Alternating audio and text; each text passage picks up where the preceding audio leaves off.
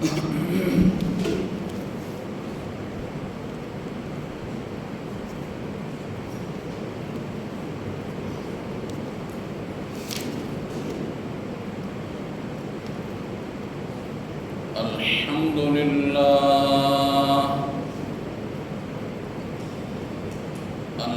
لله وكفى والصلاة والسلام على سيد الرسل وخاتم الأنبياء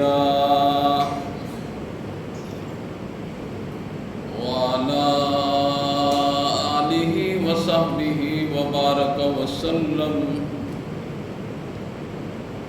خصوصا على خلفائه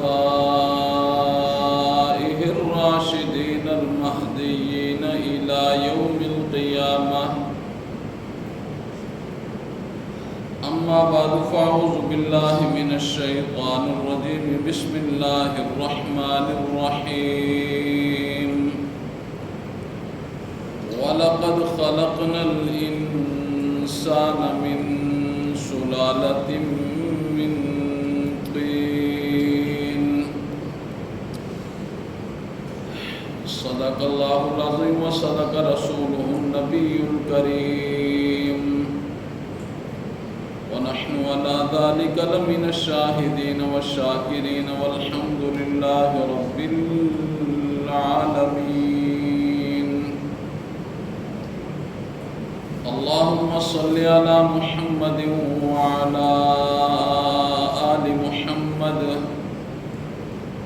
كما صليت على إبراهيم وعلى آل إبراهيم إنك حميد مجيد. اللهم بارك على محمد وعلى آل محمد كما باركت على إبراهيم وعلى آل إبراهيم إنك حميد مجيد. رب اشرح لي صدري ويسر لي أمري واحلل عقدة من لساني يفقهوا قولي. رب زدني علما رب زدني علما رب زدني علما.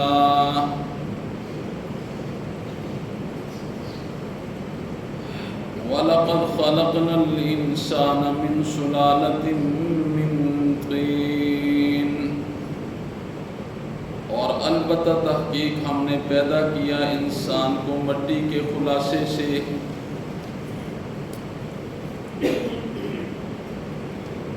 سامعین محترم،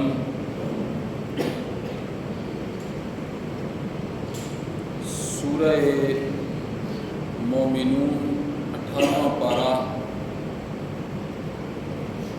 اس کی ایک آیت تلاوت کی ہے. اللہ رب العزت کی بارگاہ میں التجا ہے کہ اللہ رب العزت کما حقہ اس آیت کی روشنی میں گفتگو کرنے کی توفیق نصیب فرمائے. وبعدہ ہم سب کو قرآن و سنت کے مطابق عمل پیرا رہنے کی توفیق نصیب فرمائے. قرآن مجید میں اللہ رب العزت نے بہت مرتبہ اس بات کا تذکرہ فرمایا ہے کہ میں نے انسان کو مٹی کے خلاصے سے پیدا کیا. اور کسی مقام پر اللہ رب العزت نے ارشاد فرمایا میں نے انسان کو بجنے والی مٹی سے پیدا فرمایا. اور کسی جگہ اللہ نے ارشاد فرمایا میں نے انسان کو اس مٹی سے پیدا فرمایا جسے گوندا گیا، اور اس کے بعد اس مٹی سے پیدا فرمایا جس میں بو آنے لگی، اور پھر وہ مٹی ٹھیکری کی طرح بن گئی۔ اب کیا مطلب ہے ان سارے جملوں کا؟ ایک جگہ اللہ نے فرمایا میں نے انسان کو مٹی کے خلاصے سے پیدا کیا۔ اس کا کیا مطلب ہے؟ اس کا مطلب یہ ہے کہ دھرتی زمین کی مختلف مٹیوں کو میں نے اکٹھا کیا، ساری زمین سے تھوڑی تھوڑی مٹی کو میں نے اکٹھا کیا، پھر اس مٹی کو میں نے گوندا اور پھر اسے چھوڑ دیا، میں نے چھوڑ دیا، پھر اس سے بدبو آنے لگی، پھر میں نے اس مٹی کا ڈھانچہ بنایا، حضرت آدم کا ڈھانچہ بنایا، پھر وہ کئی عرصے صدیوں تک پڑا رہا، پھر بجنے لگا۔ کیا مطلب؟ جس طرح وہ برتن بنانے والا، مٹی کے برتن بنانے والا، کبھی آپ اس کے پاس چلے جائیں، وہ بڑی خاص مٹی ہوتی ہے، بڑے خاص انداز سے اسے گوندا جاتا ہے،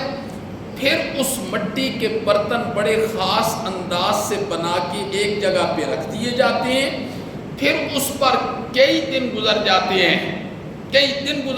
ہیں، پھر اسے پکایا جاتا ہے، پھر اسے ایسے جب ٹک ٹک کرتے ہیں نا اوپر سے، پھر آواز آنے لگتی ہے، پھر اسے پتہ چل جاتا ہے کہ یہ برتن پکا ہوا ہے کہ کچا ہے، یہ برتن پکا ہوا ہے کہ کچا ہے۔ اللہ کہتے ہیں ہم نے انسان کو مٹی کے خلاصے سے پیدا کیا، بجنے والی مٹی سے پیدا کیا۔ قرآن مجید میں بار بار اس کا تذکرہ اللہ رب العزت نے فرمایا، تو اللہ رب العزت کا یہ فرمانا ہمارے لیے اس میں کیا سبق ہے، بس اس بات کو سمجھنے آپ۔ اللہ نے فرمایا مٹی سے پیدا کیا، ساری چیزیں آپ نے سن لی، ہمارے لیے اس میں کیا سبق ہے؟ اللہ بے تکی باتیں تو قرآن میں ذکر نہیں کرتے۔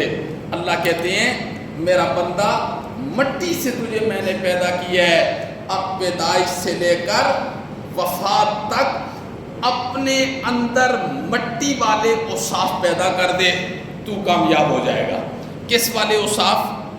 مٹی والے اوصاف اللہ نے فرمایا اپنے اندر پیدا کر دے، مٹی والے اوصاف۔ جب تو مٹی والے اوصاف اپنے اندر پیدا کر لے گا تو بہت خوبصورت انعامات میں نے تیرے لیے تیار کر رکھے ہیں۔ اللہ اکبر۔ کسی جگہ اللہ نے فرمایا انا خلقناہم من طین لازب، چمکنے والی مٹی سے، چپکنے والی مٹی سے ہم نے تمہیں پیدا کیا۔ کسی جگہ اللہ نے فرمایا وَلَقَدْ خَلَقْنَا الْإِنسَانَ مِنْ صَلْصَالٍ مِنْ حَمَإٍ مَسْنُونٍ، اور اللہ رب العزت نے سورہ رحمان میں کیا فرمایا؟ خَلَقَ الْإِنسَانَ مِنْ صَلْصَالٍ۔ تو یہ سارے جملے اللہ رب العزت نے یہ ذکر کیے۔ بار بار یاد دہانی کروانے کا مقصد کیا ہے کہ انسان تو مٹی سے پیدا ہوا ہے، اور تیرے اندر مٹی والے اوصاف آگے تو تو کامیاب ہے، اگر تیرے اندر مٹی والے اوصاف نہ آئے تو تو ناکام ہے۔ یہ اللہ نے پہلے ہی بتا دیا۔ اب مٹی کے اندر کون کون سی صفتیں پائی جاتی ہیں، مٹی میں کون کون سی صفتیں پائی جاتی ہیں، بس ان تھوڑے سے اوصاف کا میں تذکرہ کروں گا، خلاصہ آپ نے خود نکال لینا ہے۔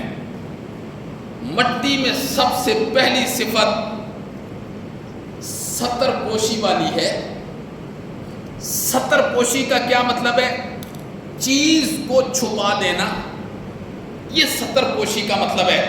اللہ نے فرمایا مٹی کی یہ صفت دیکھ کہ وہ چیز کو چھپا دیتی ہے۔ اربوں انسان اس مٹی نے اپنے اندر چھپائے ہیں، اربوں موجود ہیں، کھربوں نے آنا ہے۔ اللہ دیکھو ہم ایک بندے سے کتنی محبت کر رہے ہوتے ہیں، والد سے بڑی محبت ہوتی ہے، ماں سے بڑی محبت ہوتی ہے، بس جو ہی اس کے وجود سے روح باہر ہوتی ہے تو پھر فکر کس چیز کی ہوتی ہے؟ اسے اب کس کے حوالے کیا جائے؟ وہی بابا ہے جس نے گرمی بھی نہیں دیکھی، سردی بھی نہیں دیکھی، اس نے اپنی اولاد کو بڑے ناز و نخروں سے پالا ہے۔ اب حوالے کس کے کیا جا رہا ہے؟ اب اسے پتہ ہے نا ایک ہی جگہ ہے جدھر میرا بابا محفوظ ہوگا، اور وہ کون سی جگہ ہے؟ مٹی۔ مٹی ہے، اوپر رکھو، اوپر رکھو، بدبو ہی بدبو ہے۔ اگر میت کو اوپر رکھ دیا جائے بدبو ہی بدبو ہے۔ یہ صرف اور صرف مٹی کی صفت ہے کہ جب بدبو دار میت کو بھی مٹی میں ڈال دیا جاتا ہے تو مٹی اس کی بدبو کو سک کر جاتی ہے، ختم ہو جاتی ہے، قبرستانوں سے کوئی بو نہیں آتی ہے۔ لیکن اسی میت کو جب مٹی کے اوپر رکھ دیا جاتا ہے، یہ ہمارے ملک میں وادی کیلاش ہے جی، چترال کی طرف ہے، وہاں مردوں کو اوپر رکھ دیا جاتا ہے تابوت میں بند کر کے اوپر، اور وہاں سے کوئی گزر نہیں سکتا ہے، اس قدر بدبو ہوتی ہے۔ تو ستر پوشی والی صفت اللہ رب العزت نے مٹی کے اندر رکھی ہے۔ اللہ نے فرمایا میرا بندہ اس صفت کو تو بھی اپنا، اس صفت کو تو بھی اپنا۔ ستر پوشی والی صفت کیا مطلب؟ اللہ نے فرمایا مٹی والی اس صفت کو تو اپنا، کیا مطلب؟ کسی کی پردہ دری نہ کیا کر، کسی کی پردہ دری نہ کیا کر۔ اگر کسی کے گناہوں کو دیکھ لے تو اس کے اوپر ایسے پردہ ڈالا کر جیسے قبر میت پر پردہ ڈال دیتی ہے، مٹی میت پر پردہ ڈال دیتی ہے۔ اللہ نے بار بار تذکرہ کیا، بار بار تذکرہ کیا، انسان تجھے مٹی سے پیدا کیا، مٹی، ساری مٹی کے اوصاف ذکر کیے، اور پھر اللہ نے فرمایا مٹی کی صفت یہ ہے کہ وہ ستر پوشی والی صفت ہے۔ اللہ نے فرمایا انسان تیرے اندر بھی یہ صفت ہونی چاہیے کہ تو کسی کے عیب کو کسی کے سامنے واضح کبھی نہ کر۔ اسی لیے رسول اللہ صلی اللہ علیہ وسلم نے ارشاد فرمایا من ستر المسلم ستر اللہ یوم القیامہ، جس نے کسی مسلمان کی پردہ پوشی کی، اس کے عیبوں پر پردہ ڈال دیا، اور پردہ ڈالنے کے بعد اسے حقیر بھی نہیں جانا اپنے نفس میں۔ پردہ صرف پردہ ہی نہیں ڈالنا، پردہ ڈالنے کے بعد اسے اپنے نفس میں حقیر نہیں سمجھنا ہے۔ بس اللہ سے یہ توقع رکھنی ہے کہ ہو سکتا ہے اس نے اس گناہ سے اللہ سے معافی مانگ لی ہو، بس پردہ۔ یا پھر بندہ یہ سوچے کہ اگر اس کے اندر یہ گناہ پایا جاتا ہے اور مجھے آج اس کے گناہ کا پتہ چل گیا ہے، اگر میں اس کی پردہ دری کر کے خود اپنے نفس کو سکون پہنچا دوں گا یا اس کی میں بےزتی کر دوں گا، تو اسے کبھی یہ سوچنے کا موقع بھی تنہائیوں میں لینا چاہیے کہ میرے اندر کتنے گناہ ہیں۔ اگر میرے گناہوں کا پتہ چل جائے تو مٹی کی اس صفت کو اپنانے کا حکم اللہ نے انسان کو دیا کہ مٹی کے اندر ستر پوشی کی صفت ہے۔ اب اس صفت کو انسان اپنائے۔ من ستر المسلم ستر اللہ یوم القیامہ، قیامت کا دن تو ہوگا ہی وہ جس دن سارے رازوں سے پردے کو سرکا دیا جائے گا۔ قرآن کیا کہتا ہے؟ یوم تبلی السرائر، قیامت کا دن وہ ہوگا جس دن انسانوں کے گناہوں سے پردے کو سرکا دیا جائے گا، ساری مخلوقات کے سامنے اس کو رکھ دیا جائے گا۔ امام الانبیاء نے فرمایا جس بندے نے دنیا میں مٹی والی اس صفت کو اپنایا، یعنی دوسرے کے گناہوں کو بس دیکھا ایسے کر دے جیسے کہ دیکھا ہی نہیں ہے، بس، اور نیت یہ ہو کہ آج میں اس کے گناہ پر پردہ ڈالوں گا تو کل قیامت والے دن میدان محشر میں اللہ میرے گناہوں پر پردہ ڈالیں گے اور میں بہت گناہگار ہوں۔ انشاءاللہ اس نیت کے ساتھ مٹی والی اس صفت کو اپنے اندر پیدا کرے گا تو اللہ رب العزت نے فرمایا بڑے انعامات سے نوازوں گا۔ تو مٹی کی پہلی صفت کیا ہے؟ یہ ستر پوشی والی صفت ہے، ستر پوشی والی صفت، انسان اس کو اپنا۔ نمبر 2، مٹی کی دوسری صفت کیا ہے؟ قبول کرنا، جذب کر لینا۔ کیا کرنا؟ قبول کرنا، جذب کر لینا. یہ جو کل کے دن یہاں ہمارے اس ملک میں بارش ہوئی، یہ کتنی بارش تھی؟ یہ کچھ عرصہ پہلے دبئی میں جو بارش ہوئی ہے نا، دبئی میں، یہ اس بارش سے زیادہ تھی. یہ ماہرین کیا کہتے ہیں؟ 375 ملی میٹر بارش ہوئی ہے. اور دبئی کی جو بارش تھی، ماہرین نے کہا وہ 368 ملی میٹر ہے. یہ پانی آج کدھر گیا؟ یہ کدھر چلا گیا؟ یہ مثال میں نے سمجھانے کے لیے دی ہے کہ زمین کی ایک صفت ہوتی ہے قبول کرنا، جذب کرنا. کیا مطلب؟ کہ پانی کو وہ اپنے اندر جذب کر جاتی ہے، جذب کر جاتی ہے. پانی کو اپنے اندر جذب کر لینا، قبول کر لینا. اللہ اکبر. چنانچہ یہ مٹی، اس کے اوپر پانی ڈالو، یہ کیا کر لیتی ہے؟ جذب کر لیتی ہے، اندر لے جاتی ہے. اور صرف جذب نہیں کرتی ہے، اس کے بعد والی صفت کیا ہوتی ہے؟ ایک صفت ہے مٹی کی قبول کرنا، اور دوسری صفت ہے قبول کرنے کے بعد ان اثرات کو ظاہر کر دینا. صرف مٹی صرف پانی قبول نہیں کرتی ہے، بلکہ پانی قبول کرنے کے بعد اللہ کہتے ہیں دیکھو یہ اپنے اندر سے کیسے اثرات سبزے کی صورت میں، پھلوں کی صورت میں، پھولوں کی صورت میں، باغات کی صورت میں یہ کیسے ظاہر کر دیتی ہے، کیسے ظاہر کر دیتی ہے. مٹی کی ایک صفت ہے سطر پوشی. اللہ نے فرمایا انسان اس صفت کو بھی اختیار کر.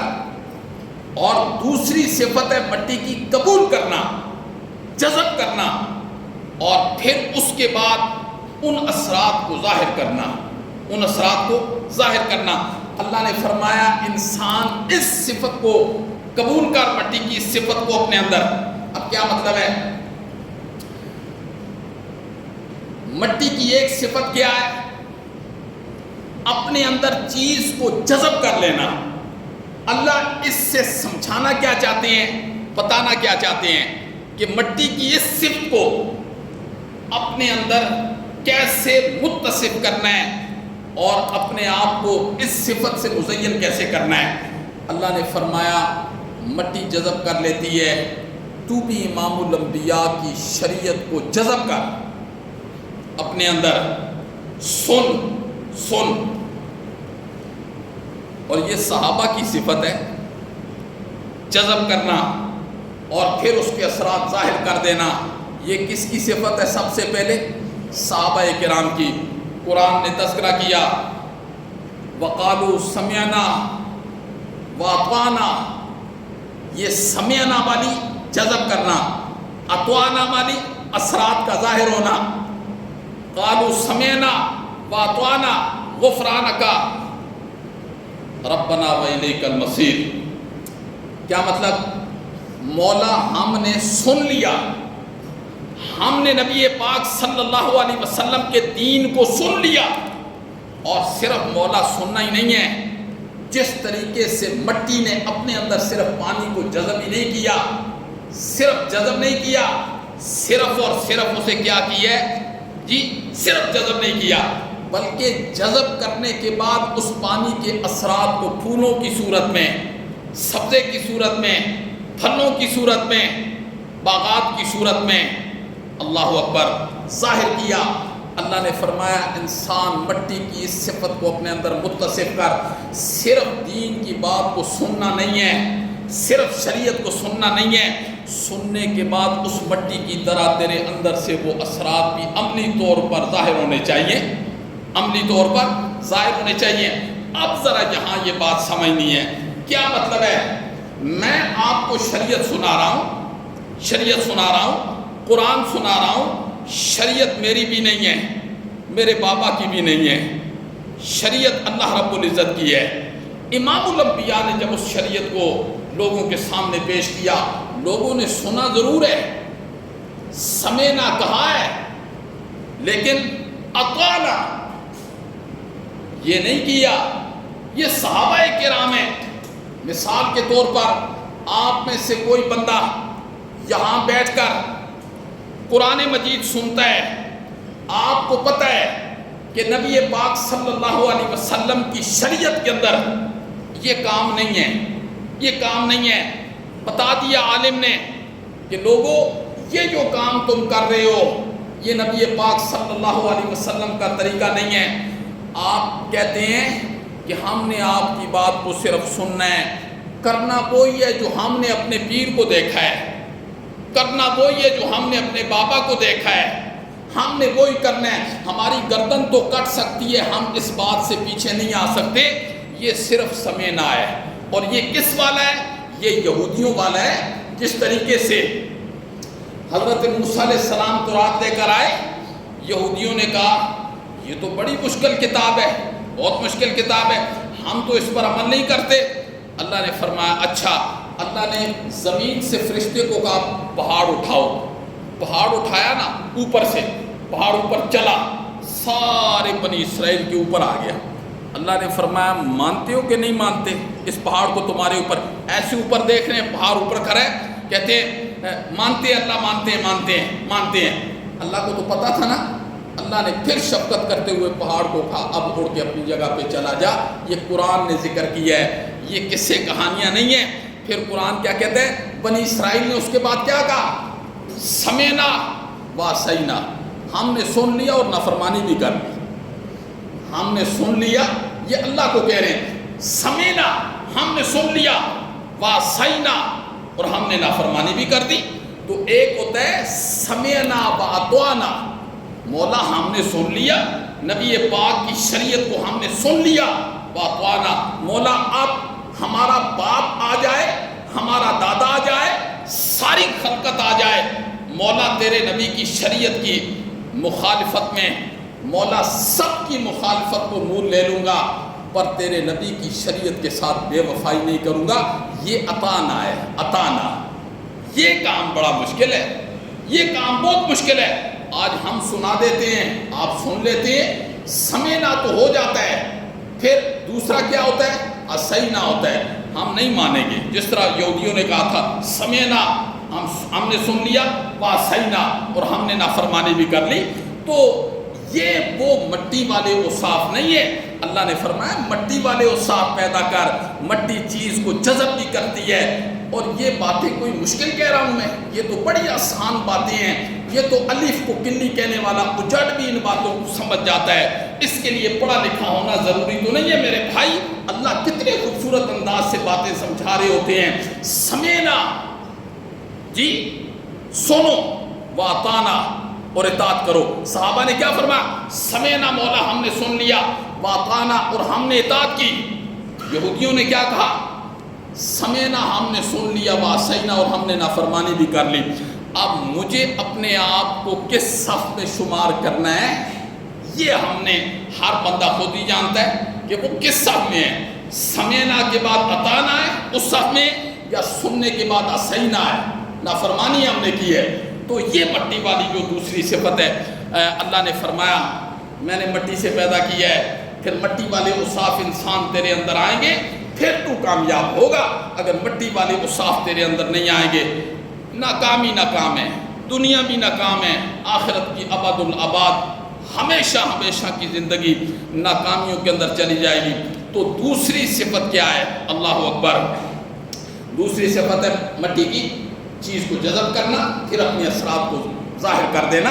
لہذا یہ جو رسول اللہ صلی اللہ علیہ وسلم کی شریعت ہم سنتے ہیں، سمعنا تو ہو جاتا ہے، اطعنا کدھر ہوتا ہے؟ اطعنا کا جب وقت آتا ہے نا، تو پھر ہم نبی پاک کو نہیں دیکھتے، پھر ہم اپنے بابا کو دیکھتے ہیں، اپنے خاندان کو دیکھتے ہیں، اپنے پیر کو دیکھتے ہیں جی، پھر کہتے ہیں دنیا ادھر کی ادھر ہو جائے، یہ کام تو ہم نہیں چھوڑیں گے، یہ تو ہمارے باپ دادا کر رہے ہیں، یہ تو سارے کر رہے ہیں جی، یہ کیسے؟ حالانکہ قرآن اسے اور پیغمبر کی زبان اسے صراحتاً حرام کہہ رہی ہوتی ہے، یہ ناجائز ہے، لیکن چونکہ نفسانی خواہش نفس اس کو چاہتا ہے کہ ہم یہ کریں، تو یہ سمینا ہوگا اور عصینا ہوگا. مولا ہم نے سن لیا اب ہم نافرمانی کریں گے. تو ایک ہوتا ہے سمینا پھر اس کے بعد اطانا. مولا ہم نے سن لیا اطاعت کی. کیا مطلب؟ مولا مقابلے میں کوئی بھی آ جائے، نبی کا دین ہے، نبی کا دین ہے. امام الانبیاء سے محبت کیا ہے؟ محبت صرف یہ ہے کہ صرف نعرے لگانے، صرف نعرے. جی نافرمانی کے میدان میں اتر کر پھر نہیں دیکھنا پیچھے موڑ کے کہ نبی کی شریعت کیا کہتی ہے، میرے لیے کیا حکم ہے. نبی پاک صلی اللہ علیہ وسلم نے فرمایا الدنیا سجن المومن و جنت الکافر. دنیا تو کافر کے لیے جنت ہے، جو چاہے کرے، جو چاہے کرے. اور مومن کے لیے قید خانہ ہے، اپنی مرضی سے نہیں. ایک اعلان سن لیں، یہ مساجدیں، وقت کتنا مشکل ہے، بہت مہنگائی کا وقت ہے. آپ حضرات مسجد میں آتے ہیں، الحمدللہ مساجد میں ہر قسم کی سہولیات آپ کو فراہم کی جاتی ہیں. خوبصورت مسجد ہوتی ہے، صاف مسجد ہوتی ہے، پنکھے لگے ہوتے ہیں، اے سی لگے ہوتے ہیں. تو میری آپ سے گزارش ہے آپ حضرات جب آیا کریں مسجد میں اس نظریے سے آیا کریں کہ مسجد اللہ کا گھر ہے. جس طریقے سے ہم اپنے گھروں کا خیال رکھتے ہیں نا تو ہم نے مسجد کا بھی خیال رکھنا ہے. یہ جس ملک میں ہم رہتے ہیں نا اس ملک کے اندر گھر کا جو بل ہوتا ہے مسجد سے 3 گنا کم ہوتا ہے. تو یہ بڑے بڑے بل آتے ہیں. یہ آپ حضرات کے تعاون سے یہ ادارے چلتے ہیں، یہ مساجد چلتی ہیں. تو اپنی اپنی ہمت کے مطابق آپ حصہ ڈالا کریں. جو بندہ 10,000 ڈال سکتا ہے نا تو وہ 100 نہ ڈالا کرے، وہ 10 ہی ڈالا کرے. تو جو بندہ 100 ڈال سکتا ہے وہ 100 ڈالے. انشاءاللہ یہ آپ کو واپس ہوں گے، یہ اللہ آپ کو واپس کرے گا. یہ دنیا میں جو ہم عیاشیاں کرتے ہیں نا یہ واپس نہیں ہوں گے، یہ واپس ہوں گے. یہ جب تک یہ مراکز چلتے رہیں گے قیامت تک، جی یہ آپ کا حصہ اس وقت تک چلتا رہے گا. دل کھول کے مسجد کے معاملات میں تعاون کیا کریں. تو اللہ رب العزت نے کیا فرمایا؟ مٹی والے کو صاف اپنے اندر پیدا فرما کہ مٹی چیز کو جذب کر لیتی ہے، پھر اس کے اثرات کو ظاہر کر دیتی ہے. یہ دوسری صفت ہے. اور تیسری صفت مٹی کی کیا ہے؟ اللہ اکبر. اللہ نے فرمایا مٹی ایک چیز کو جذب کرتی ہے، پھر مٹی اپنے پیٹ میں دانے کو محفوظ رکھتی ہے. پھر اللہ نے فرمایا اس دانے کا سینہ چیرتے ہیں تو مٹی پودا باہر نکالتی ہے. پھر اس پودے کے ساتھ تنا لگتا ہے، پھر تنے کے ساتھ سٹا لگتا ہے، پھر سٹے کو پکا دیتی ہے، نشو و نما کرتی ہے چیز کی. مٹی کے اندر یہ صفت ہے کہ چیز کی نشو و نما کرتی ہے.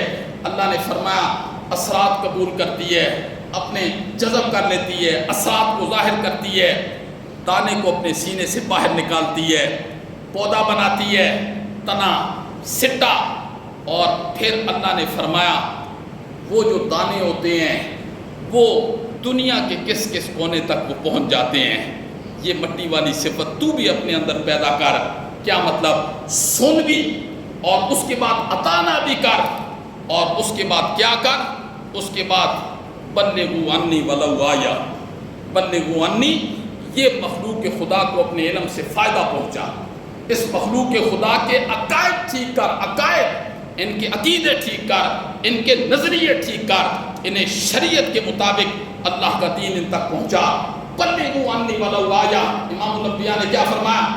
ایک آیت بھی کسی کے پاس ہے، دین کا ایک مسئلہ بھی کسی کے پاس ہے، وہ دوسرے تک پہنچا دے، اس نے دین کا حق ادا کر دی ہے. اس نے دین کا جو جس کو اچھی بات، شرط یہ کہ وہ بات شریعت کے مطابق ہو، شریعت کے مطابق ہو، حقیقت میں وہ بات دین والی ہو. دین والی تو تیسری صفت ہے نشو و نما کرنا، نشو و نما کرنا. اور صحابہ کرام، اللہ اکبر، اطراف دنیا سے لوگ حرم میں جاتے ہیں، لیکن امام الانبیاء کے وصال کے بعد صحابہ کرام دنیا کے کونے کونے تک پہنچ گئے. دنیا کے کونے کونے تک 10,000 صحابہ کی قبریں مدینہ اور مکہ میں ملتی ہیں. باقی سارے صحابہ کرام کوئی کہاں دفن ہے، کوئی چائنا میں دفن ہے، کوئی رشیا میں دفن ہے. یہ کس لیے گئے؟ بلغوا عنی ولو آیا. اور پھر صحابہ کرام جنگیں لڑ رہے ہیں، اور جنگوں میں غلام آ رہے ہیں اور وہ کافر ہیں، وہ صحابہ کرام کے اخلاق کو دیکھ کر، صحابہ کرام کی گفتار کو دیکھ کر، صحابہ کرام کے معاملات کو دیکھ کر مسلمان ہو جاتے ہیں غلام۔ پھر وہی غلام جو مسلمان ہوتے ہیں، کافروں کے بچے ہیں، پھر وہ حدیث پڑھنا شروع کرتے ہیں۔ کوئی حضرت عبداللہ ابن عمر سے پڑھتا ہے، کوئی حضرت عبداللہ ابن مسعود سے پڑھتا ہے، بڑے بڑے صحابہ سے حدیثیں پڑھ کے ان غلاموں کو اللہ رب العزت نے اتنا علم عطا کیا کہ ان غلاموں کو اللہ رب العزت نے بڑی بڑی حدیث کی مسندوں پر بٹھایا۔ اللہ اکبر۔ میں ایک جگہ پڑھ رہا تھا کہ سلیمان بن عبد الملک یہ حرم کے اندر آئے، خلیفہ ہیں مسلمانوں کے، ایک اسی طرح ایک غلام کفار کی طرف سے آئے، مسلمان ہوئے، پھر حدیث پڑھی، پھر ساری زندگی حدیث پڑھائی۔ سلیمان بن عبد الملک کہتا ہے میں حرم کے اندر آیا، میں نے کسی سے پوچھا، میں نے مناسک کے حج پر مسائل پوچھنے ہیں، کوئی عالم تو اشارہ کیا کہ یہ ہیں، بزرگ ہیں، نماز پڑھ رہے تھے۔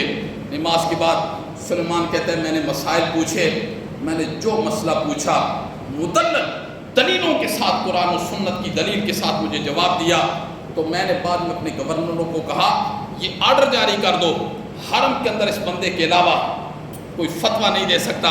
تو بیٹے ساتھ کھڑے تھے، تو بیٹوں نے کہا بابا، وہ بابا جو ہے، بابا وہ اتنا ذہین تھا، آپ نے کس کے؟ سلیمان نے کہا وہ وہی بابا ہے، وہ وہی بابا۔ پھر اس کے بعد اپنے بیٹوں کو کیا کہا؟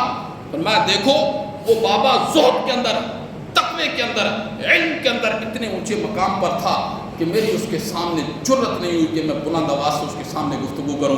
بیٹا آپ بھی علم دین حاصل کرو، اللہ کا دین حاصل کرو، زہد میں، تقوی میں، علم کے اندر اتنے آگے بڑھ جاؤ کہ اللہ رب العزت تمہیں بھی ایسا بنا کے رکھ دے گا۔ یہ کون لوگ ہیں؟ یہ صحابہ کرام کے غلام ہیں جو جنگوں سے ملتے ہیں اور کافروں کی اولادیں ہیں، اجمی ہیں، عرب کے مسند پر اللہ نے فائز کر دیا۔ تو یہ اللہ نے فرمایا مٹی سے پیدا کیا ہے، تو مٹی والی یہ صفت، نشو و نما والی صفت، یہ بھی تیرے اندر آنی چاہیے۔ اور مٹی کی چوتھی صفت کیا ہوتی ہے؟ عاجزی۔ کیا مطلب؟